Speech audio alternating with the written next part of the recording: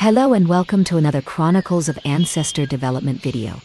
Today, we will show how the characters in the game see the player, other characters, and some object.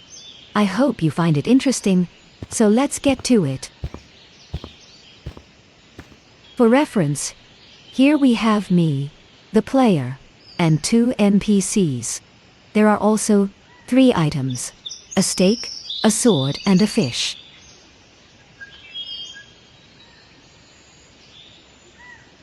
For each character, we can set both the distance at which the character can see, as well as its angle of view. Both can be changed during the game, so for example, a character who is moving can see a shorter distance than when he is standing or exploring the surroundings. Thanks to this characteristic of characters, both friendly and unfriendly, the player can never know exactly when he can be spotted and must proceed very carefully. The red lines coming out of the character's eyes show us the visibility testing points of various parts of the player character and other characters in the visibility zone. Of course, the characters cannot see through the opaque obstacles, which we will now show. If we move this cube, in the character inspector we see that the flag is player visible changes and a yellow ball appears above the character's head for a better indication.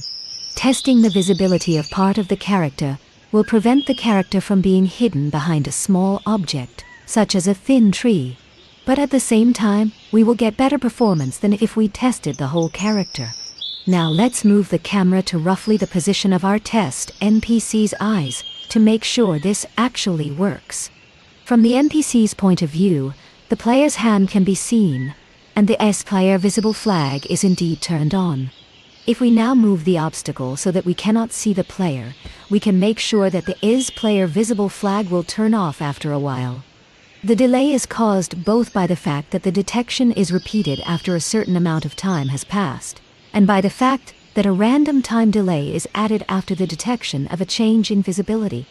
We prevent these characters from being superheroes and immediately perceive everything and everywhere, and give the player a realistic chance to hide from enemies.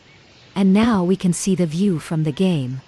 If the NPC sees us, a yellow orb will appear above his head, which we have here for testing purposes. When we move differently behind and in front of obstacles, you can monitor whether the NPC sees us or not. The detection of other characters and objects in the game works as well as player detection. So if you place an item behind an NPC, they won't see the item until they turn around. Or if you place the item behind some obstacle, the NPC may not react as you would expect if the item is visible.